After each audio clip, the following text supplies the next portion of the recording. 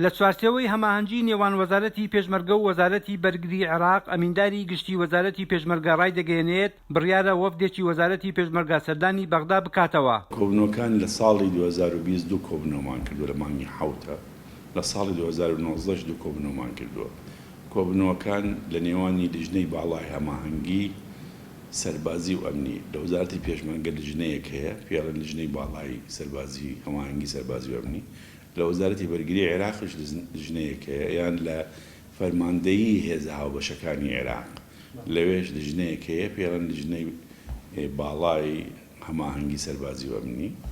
گفتوگۆکانمان و لەسەر سێ بابەتی سەرچیە: دامەزراندنی ناوەندی هەماهەنگی لە نێوان ئەفسەرانی هێزەکانی پێشمەرگە و سوپای عێراق، دامەزراندنی هێڵی هاوبەشی بەرگری لە جاتی دوو هێڵی دابەشبوونی هێز، هێڵی پێشمەرگە و هێڵی سوپا یەک هێڵ بێ. خاڵی سێمیش ئەنجامدانی ئۆپراسیۆنی هاوبەشی سەربازی دژی داعش.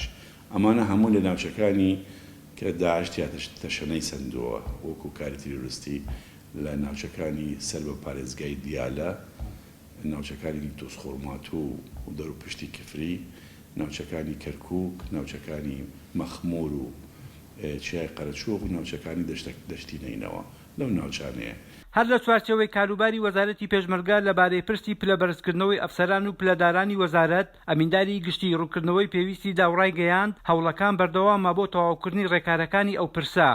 داوامان کردووە لە وەزارەتی دارایی بە نووسراوی فەرمی کە ئەم جارە ئەگەر خشتەکان هاتنەوە شایستە دارایەکانی ئەوانەی کە پلیان بەرز دەکرێتەوە خەرج بکرێت لەگەڵ پلە بەرزکردنەوەیان و چاوەڕێین ڕەزامەندی وەزارەتی دارایی وەرگرین.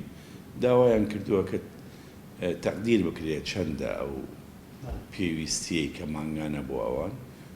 بەشی ژمێرکاری وەزارەتی پێشمەرگە یان بەڕێوەبەراتی گشتی ژمێرکاری ئەوان تەقدیریان داوەتە وەزارەتی دارایی کە چەند پێویستە بۆ ئەم خشتانە بۆ شایستە دارایەکانی ئەوانەی پلیان بەرزە بێتەوە. ئومێد دەکەین ئەوش جێبەجێ بکرێت. ئەمینداری گشتی وەزارەتی پێشمەرگە لەبارەی هاوکاریەکانی هاوپەیمانان بۆ وەزارەتی پێشمەرگە و پرسی چاکسازی ئاماژەی بەوە کرد بەشێکی زۆری هاوکاریەکانی هاوپەیمانان بۆ وەزارەتی پێشمەرگە بەردەوامە و پرسی چاکسازیش قۆناغی باشی بڕیوە. تا عەبدوڵەگەلی کوردستان، هەولێر.